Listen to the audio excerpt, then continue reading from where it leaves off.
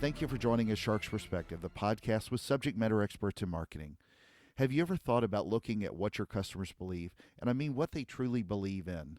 When you think of audience segments, Christians make up the world's biggest niche and well over 200 million Americans today. Yet so few people look at speaking to them as a segment despite the fact that they share a very powerful core value that many take for granted. Bob Hutchins is an independent digital marketing consultant and the co-author of Faith-Based Marketing, a guide to reaching Christian customers. And on this episode, we'll discuss utilizing some best practices in faith-based marketing and digital marketing for whether you're selling a product or a service to the Christian community. So have faith in Bob, the minister to marketer, and Kenneth the Shark on this episode of A Shark's Perspective.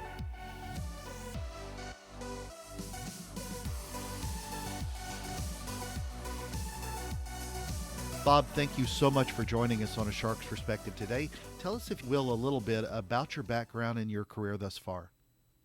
Yeah, thanks for having me. I have been in the digital marketing space for probably about 20 years now, at least. I started early on in the space and was kind of on the bleeding edge when it came to the internet and digital marketing. And um, about 17, 18 years ago, I started a digital agency called BuzzPlant. And at the end of 2000, beginning of 2001, started that agency, and from there kind of grew and evolved as the internet and marketing, digital marketing evolved. Um, my background is in communications, it's in ministry, it's in business. It's a little bit of a hodgepodge. I went to Bible college, was ordained, thought I would go into ministry full time, found that I had a love and a passion for business and entrepreneurship. And then that led to several different ventures, and finally landed on something when I started my agency that was kind of a melding of my experiences. And for the first probably 10 years of our agency, we almost exclusively dealt with and worked with clients that were in that kind of faith and family sector. Churches, nonprofits, Christian music, films, books, publishers, authors, etc. And then kind of ballooned out from there after having several years of experience in the digital marketing space. Realized that the vertical market and the demographic and the psychographic could be interchanged. So with a pretty big knowledge base of experience and failures and successes, I was able to take that and leverage it to several different vertical markets. And so for the last, I closed my agency down this past November, but probably for the last 5 to 7 years of my agency, in that 17-year period, we also worked in several different vertical markets: automotive, health and fitness, higher education, small business, finance, medical, etc. Well, from minister to marketer, that could be the next, the book of There your you go. life, I guess. So, and I don't know any good ministers that aren't good marketers in Yeah, I was today's going to world. say, aren't they one and the same? One in the same, absolutely.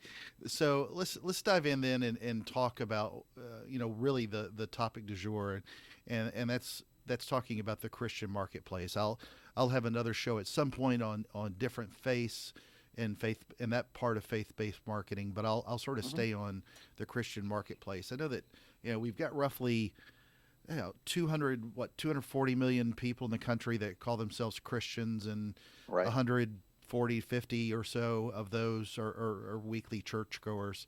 That doesn't even count the number of, I think, roughly 45,000 ish churches in the country. But regardless of somebody's faith, majority of those in our market are Christian. And so every Christian is not alike. Obviously, every faith-based person is not, but they do at least share one main core value and belief, if you will. Hmm. And so if you could then talk a little bit more about, channeling that buying power and what the Christian marketplace means to you. Yeah, I think what you're saying there is absolutely true. What I like to call it is it's the world's largest niche. When you Yeah. talk about niche marketing, no one talks about the faith market in the U.S. It's kind of just kind of brushed aside or assumed. But there's a market in this country that is very intentional about what they purchase, what they engage in, how they respond in a commerce. When we're talking about the world of commerce, based on their values and worldview. So you would think that any smart marketer would try to wrap their head around and understand what that worldview is and how people make decisions based on that, and market to them effectively. I mean, we do that all the time with age demographics, with Yeah. geographic locations, with socioeconomic preferences, with race. On and on it goes. And yet, very rarely will you hear anyone talk about, well, what is the largest niche that exists in the world? And you would have to say, well, that would be the Christian market. What other market is there that comes together 1 to 3 times a week based on their values, and has a worldview based on those values, and purchases, consumes, and operates their lives based on those values? Let's talk then a little bit about the book that drew me to speak with you today. And a few years ago, I was working for a school group, and within that school group, one of those was a Christian-based college and university. And the book that you co-authored with Greg Stielstra, I got my hands on and read through thoroughly, and was just really amazed at the value of channeling faith-based marketing. But talk a little bit about that book in particular, and what kind of things you've seen from it since it's been published, and what kind of doors it's opened up for you. Yeah, well, I had been in this space, and my friend Greg, we both kind of had, I guess, if you were to call, what our claim to fame in our business was. For me, it was assisting in running the digital marketing strategy for the movie The Passion of the Christ, and then several films after that. And then Greg was the marketing Including director. the Chronicles of Narnia, right? Yeah, Yeah. yeah, the first Chronicles of Narnia film, as well as several other films. But Greg was the marketing director for a book called The Purpose Driven Life, which, apart from the Bible, is gone on to be one of the best-selling books of Sure. all time, and nonfiction. And he was working at a publisher called Zondervan in Michigan, and we connected through the years, obviously, kind of running in the same circles.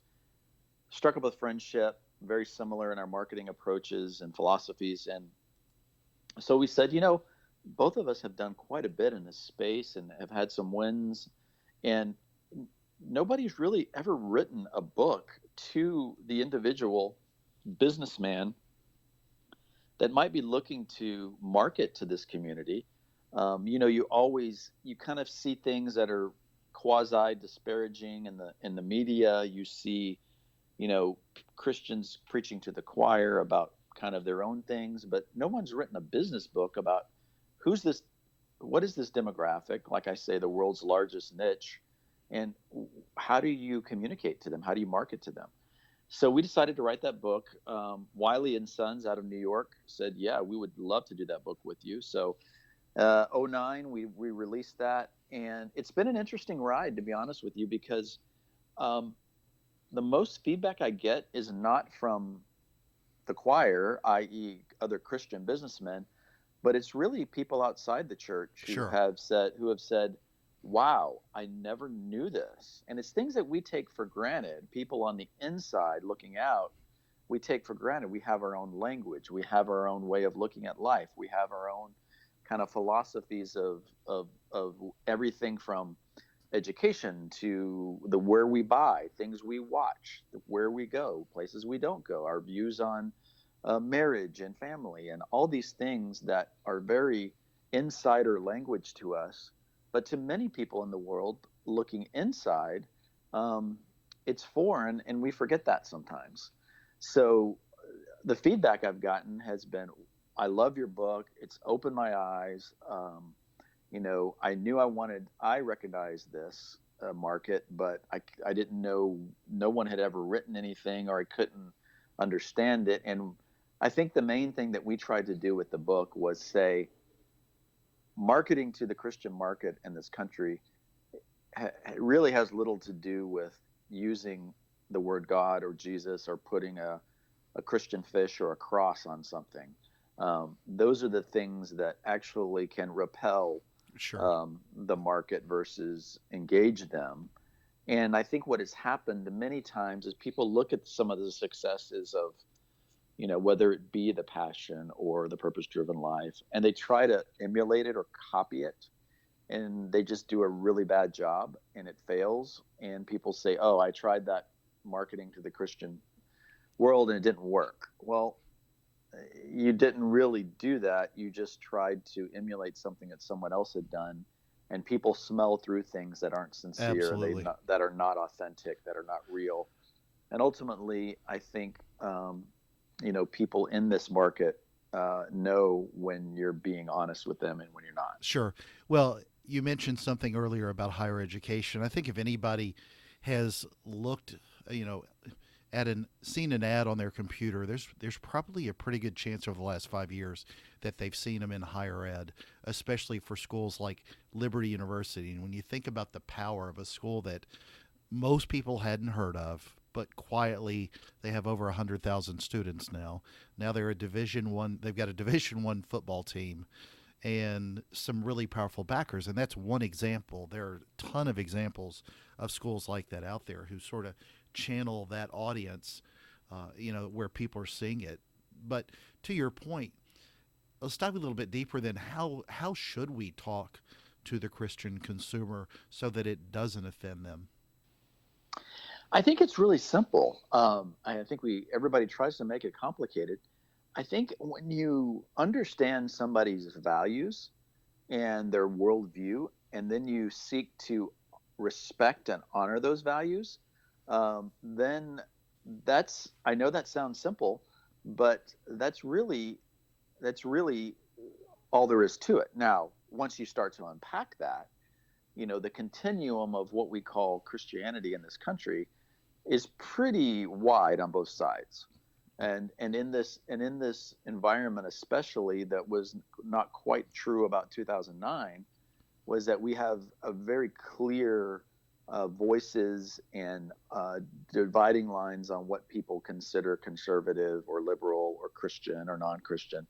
So there's a lot of minefields that are even more. Probably, if I wrote that book today, it would have a whole nother chapter about politics Yeah. and things like that. Well, the good news is the book is mostly evergreen content. I mean, some of the Right. stats obviously change, but when I looked back at the book just recently, I was amazed at when reading through some of the chapters how much of it was evergreen. So, if you would, let's kind of change subjects and kind of dive Sure. into this topic. How should we approach if you are a marketer within that set, or within that space, if you will, how should we approach different denominations differently? And basically, what I mean by that, and I'll just use again a school as an example, but let's say there's a really well respected college in an area, and for example, it's Presbyterian, but may be in an area full of, say, Baptists or Catholics or non denominational evangelicals as an audience. That messaging in this example I would think would need to be consistent with their brand, but not too, for lack of a better phrase, discriminatory to the other congregations. But where do you see some sort of best practices when you talk about as you mentioned, the wide variety of faiths that make up the spectrum of the Christian denominations?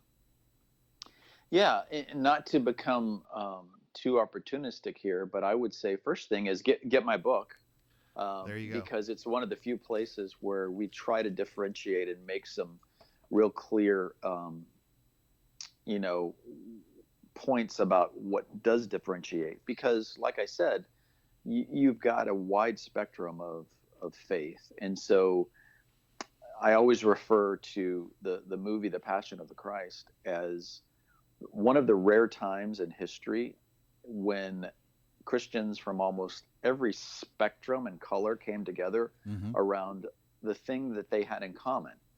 And I think you can use that movie as an example to say the very center of what we all have in common is the death, burial, life, resurrection of Jesus Hmm. Christ of Nazareth. Okay, so that is what we all have in common. Apart from that, we are as varying as the colors of the rainbow, you name it, when it comes to perspectives on, do we believe the Bible is literal? Do we believe it's figurative? Do we believe in different roles of males and females? Do we believe that there's only one way uh, to do church? Do we believe in having instruments in church? Do we believe in on and on it goes? So some having a way or a place to educate yourself about some of those things makes a big difference. So let me give you an example.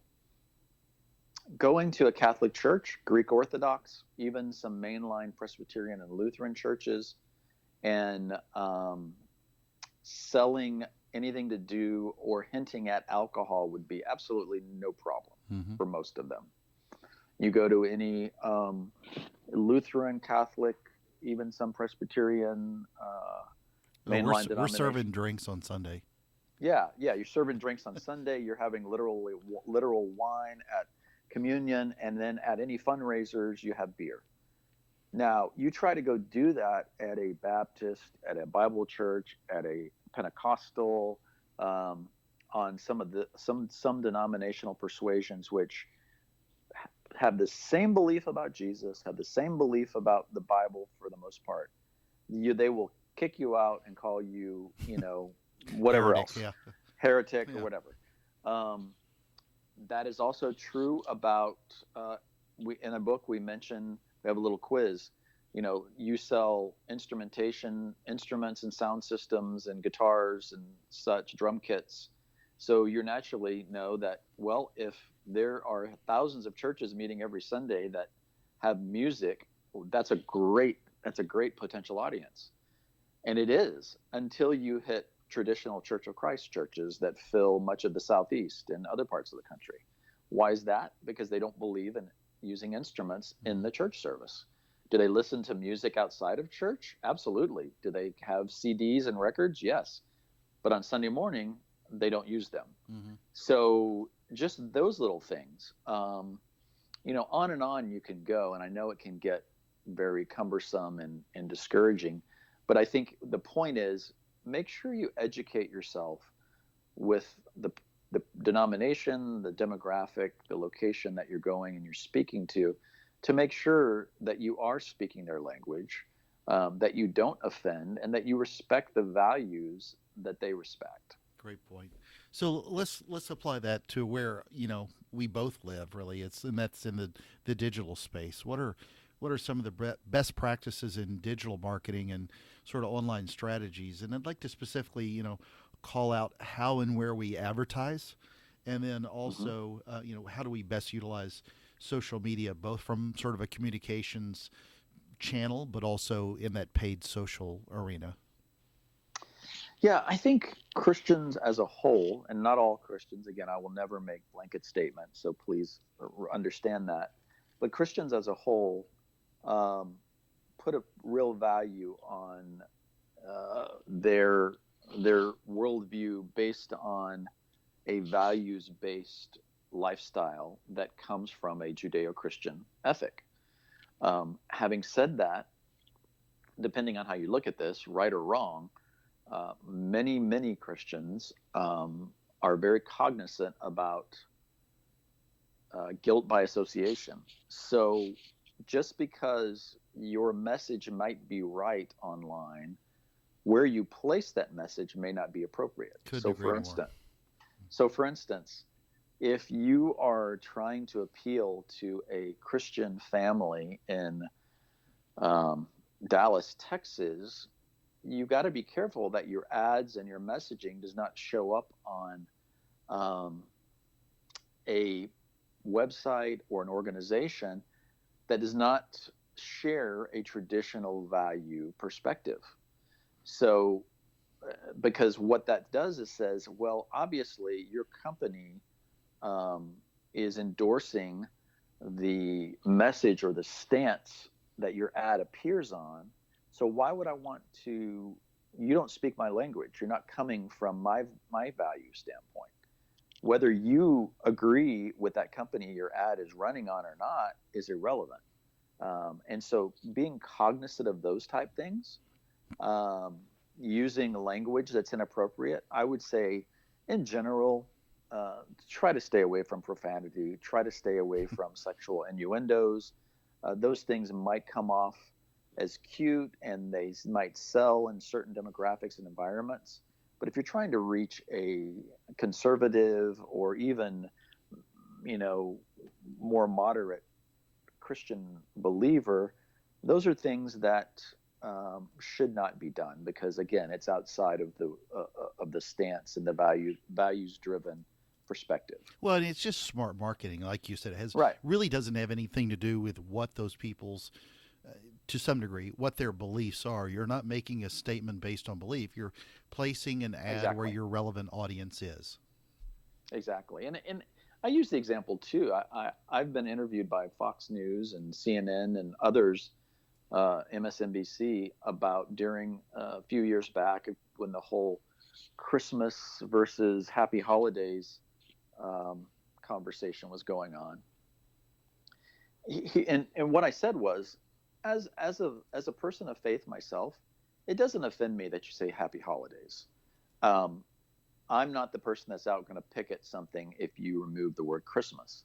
But what I'm going to say is, as a business person, that's a really stupid decision because what you're saying is, I am going to disrespect the holiday that is probably, arguably, the highest holiday in the Christian calendar, the birth of Jesus Christ, that has been known as that for thousands of years, that a national holiday is recognized as that, and that everybody knows that December 25th on the Christian calendar is designated in that. I'm going to ignore that completely and I'm going to remove the word Christmas. Why would you do that? You don't have to say that you're a Christian. You don't have to say that you don't even have to play songs that say the word Christ in them. But to remove it altogether is just not a smart marketing stance. Um, let's have a Christmas holiday. Let's have a Kwanzaa holiday. Let's have a Passover. Let's have, whatever you want to have, but at least acknowledge the day for what it is and be respectful and be honoring of what that holiday is for those people who respect that. Sure. That's just a simple marketing 101. And yet, in our book and in other places we've cited, Lowe's made the mistake one year, and it cost them millions of dollars, and they never made that mistake again of removing and said, we're not going to sell Christmas trees and we're not going to use the word Christmas. How dumb is that? Come on. Because you would much Yeah. rather placate a very, very, very small percentage of anyone who would have a problem with that, less than 1%. But then you've got 80% of your customer base who would not only not have a problem with it, but would actually purchase and want to engage. And here's the thing: when Christians are very loyal, when they believe that you are respectful, you don't have to agree and you don't have to evangelize in any way, but just simply be respectful of what they believe in and their worldview, just respect it and honor it, then they will be loyal to you by opening their pocketbook and continuing to buy from you. They also have a very strong memory that says, we remember those organizations and people who are disrespectful and that do not honor what we believe and stand for. So those are just good basic business principles that you would apply to any market. Agreed, and I don't think, with just personally, I don't think that any group is intentionally trying to be disrespectful to the other. They're just wanting, their own points of view to be respected, and that's what every group, religion, race, creed, color wants. So let's change then a little bit to Yeah. social media, which Mm-hmm. obviously since the book has obviously exploded. How have you seen social media really evolve with a lot of the groups that you've helped market for and to, using social media, both from a communication strategy as well as sort of a paid social arena? Gosh, it's really grown and evolved. When I started my agency back in 2000, 2001, there was no Facebook, there was no Instagram, there was none of the things that we know as social media today. But there was still social engagement. There was forums and chat rooms and message boards. People were doing social engagement before there was quote social media, and there always have been before the internet. People would talk over the back fence to each other. On and on it goes. So um, it's really nothing new. It's just how you use the technology. And so as that has evolved, what social media has allowed us to do as marketers, and you know this as well, if not better than I do, is it's allowed us to really pinpoint and use data and Yeah. big data to identify people, not only people's um, who they are and where they are, but what they buy, where they go, what they like, what they don't like. It could go as every time you sign on, you leave a little digital footprint that marketers can go behind you and start to make sense of and start to decipher. And one of the things that I've always said when I started my agency back then, and I was number 10 on a list of 10 items that were a priority. One of the sales points that I would use is I would go into a record label here in Nashville and I would say, how do you measure the success of the front page of the magazine that you're running your artist on? Hmm. And they say, well, we know that a magazine goes into X amount of homes and it's read by 1.5 people. And I'm like, no. Otherwise, they don't have a clue. How do you Yeah. measure? How do you measure? Right. Well, we just see a blip in sales. Um, and I said, well, what if I could tell you? And keep in mind, this is 18 years ago. I said, what if I could tell you that you could not only connect with the fan base, but you could capture their information and have ongoing conversations with them on a regular basis and figure out what they're doing, what they like, what they dislike, etc. That sounds kind of simple today, but think about it. No one was really doing that. Hmm. And so we built email lists and forums, etc. And we're able to then take that and leverage it and start to build big data around the faith-based sector. But now today, you can do that in much easier ways and through different social platforms. Let's talk then and switch. What are some of the best practices you've seen in other forms of marketing? I know we tend to skew so much on digital, but when you think about print, radio, TV, direct mail, the whole kit and caboodle of marketing, what are some of the other things that you've seen that have really stood out for you in say traditional type marketing? Well, I've never been, although my agency was a digital agency, I've never been the person that has said digital is the optimal and best way to Sure. go because every demographic, every client is very unique. And I always start with a question of any client is how do you define success? What is your definition of success? If I engage with you, if my agency engages with you and we do this campaign, how do you define success? And depending on what that answer is, um, that would be the strategy that we would build to arrive at that point. Because let's take simple thing as a book. Okay, I'll sit down with an author that has just written a book or is about to write a book, and I say, okay, what do you want to do, and how would you define success 6 months from now? Well, I can get three, four, five, endless amount of answers. One person might say, I would like to be a best-selling author. The next person says, I don't really care about selling books. I just want to build my platform so I can go out and speak. Another person says, I want to use this book as a lead generation tool so I can get new clients. Another person says, I want to get out of my job and make enough money by selling this book that I can just write full time.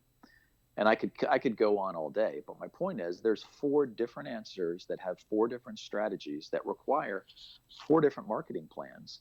And for some of those, depending on the demographic, location, et cetera, that could be print advertising mixed with digital. That could be, radio, television, depending on their budget, et cetera.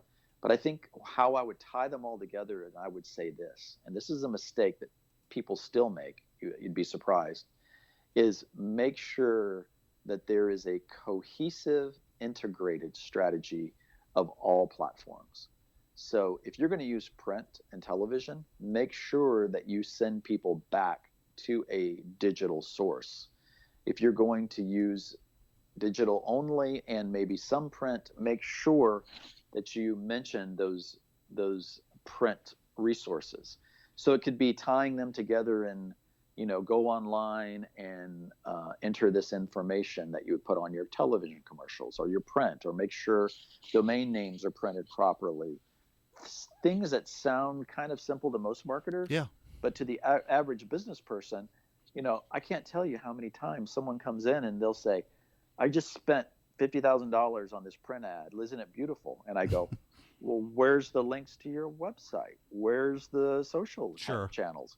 Why aren't you capturing data and telling them to go online? Oh, we totally forgot about that. Those are just things that I would say, whatever you decide to do, make sure it's integrated. And that's the beauty of today. And that's what digital affords you, is even in your print, even in your traditional, it still allows you a way to measure and integrate. Agreed. So let's move then and talk a little bit about, in your opinion, from a high level, what are the things within faith-based marketing that are, let's say, nearly exactly to the same as non-faith-based marketing? I mean, just sort of a general, always can do principle that you won't offend anybody or, not do the best practice. And then sort of on the flip side, what are the things about faith-based marketing that are nearly the opposite that you've seen? Yeah, those are great questions. Well, let me answer it a couple of ways, and then I think I'll hopefully cover all this. The first thing I would say, and in my book, we're very clear that while I've probably talked quite a bit on this podcast about how unique and different the faith market is, the other side of the coin is they're just like everybody else. Absolutely.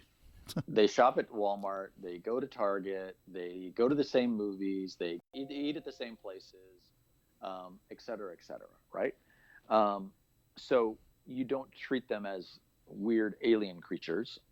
You treat them just like everybody else, but with some different nuances. And You those know are what I sort important. of relate it to? It's a little bit like millennial-based marketing. Right. Good normal people, but they have different nuances. They're just a different segment.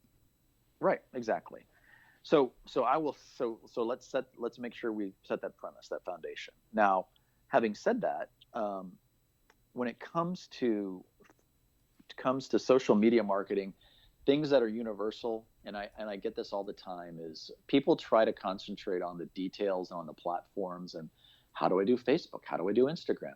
And I get this all the time from people like realtors and small businessmen. They go to these social media conferences and they're all excited, and about 15 minutes in, their eyes glaze over and they come to me and they're like, how the heck am I going to do this? Where am I going to find the time? I don't understand anything they just said. And I think the mistake that most people make is they focus on the wrong things. Mm-hmm. Here's a few things that I would say that stand the test of time, that it won't matter 10 years from now how the technology changes. If you will follow these things, I think you'll be on the right track. Okay, first thing I would say is choose one or two platforms and really try to learn them and do them well. And you do them well by, first of all, being authentic and being transparent. That's a hard thing for businesses to do. So true. People, we are been brought up and we want to control the message. We want image control is everything. One of the things I hear a lot is, I know I should be doing social media, but what if I start it and someone says something bad about me? And first thing I say is, well, number one, they're already saying something bad about you if that's what they choose to do. Mm-hmm. Number two, do you not want to be present in that conversation to engage them? Or do you want them to say that and allow that to stand as truth to everyone else in the world that sees it? So the question is, do you want to engage with that? So being authentic and being honest. People see through dishonesty. People don't want to be marketed to. They don't want to be sold. They don't want to hear how great your company is. They just want people to be honest and authentic and human. Let your warts show. That goes a lot farther than being a slick marketing message and saying you're the greatest thing since sliced bread. Um, People see through that. They don't want that. They will turn you off. So be authentic, be transparent. Other thing I would say is be responsive. When you put something on social media, people comment it, and there is no response from you because you scheduled it or you don't have the time, but you said, "Hey, I did what I was supposed to do." What that communicates to people is you don't really care. You put things out there, but you don't really care about people's responding. You don't care about me because you haven't responded to me. You don't see that as a priority. So being authentic, being transparent, being responsive. The other thing I would say is be consistent. Um, if people see you posting once a month, again, you're communicating. I don't really care about this. It's not really something as a high priority to me. Is be consistent as well. If you will follow those things and use them on, it doesn't matter what platform. If you do those handful of things, you will be successful. Yeah, it takes work. Yes, it takes time. But here's the reality I tell people all the time is, should I be investing in social media or not? Well, I ask them, how many cell phones are there in the world? And most people kind of look at you, it's like, what do you mean? How many cell phones are connected to a plan and are connected to the world? The answer is well over 7 billion, meaning there's more cell phones connected than there are human beings in the world. And that is the marketplace of today. You can go to sub-Saharan Africa. You can go to the jungles of Papua New Guinea, and you can see people living in almost prehistoric environments and third world, fourth world environments. But guess what? They will have a cell phone that they're using and engaged in. So why would you not want to be online? Because it's the number one marketplace in the world, and you always go toward building your social and your website and your engagement for mobile first, and then everything else second. Bob, I think that, like I said earlier, the content of your book is evergreen. I think whether you're selling a product or a service into a faith-based community, or if you're in a faith-based business trying to market to other faith-based people, the book Faith-Based Marketing is it's an excellent read, and it gives you a fantastic perspective on really looking at just as we were talking about earlier, just one segment that has, like millennials now, a ton of buying power that, like all audiences, need to be spoken to in the right way. So, Bob, where can people, follow you, your marketing tips, purchase the book, find out more? Yeah, actually, you can reach me to my email address is bobwhutchins@gmail.com. It's BOBWHUTCHINS @gmail.com. My Twitter is Bob Hutchins. My Instagram is BW Hutchins. Yeah, you can search for me online on Facebook, Bob Hutchins. You can also on Twitter, it's Bob Hutchins. On Instagram, it's BW Hutchins. But right now, I'm independent. I'm doing some consulting. I'm taking on a few clients as I can. And Are you working on any new books? I actually am. I apart from faith-based marketing, I wrote a book just a couple of years ago called "Finally Human: Using Digital Media to Restore Culture and Better Our World." And that was kind of a quasi-business book, had elements of faith in it, but it was really more about a contrarian look at technology and the positives of technology and companies that are using it in a positive way. There's so much that people want to talk so much negative about technology. I believe it's an amazing tool. And then I'm currently just starting a book talking about some of my own life and things that I've learned, things I've been through the past few years. A little bit more serious, a little more introspective, but also hopefully life-giving and affirming to a lot of people. Well, if you name it Minister to Marketer, make sure I get a footnote somewhere. So for sure. And throw in the podcast name. So thank you so much, Bob, for speaking with us on A Shark's Perspective. Absolutely. I enjoyed it.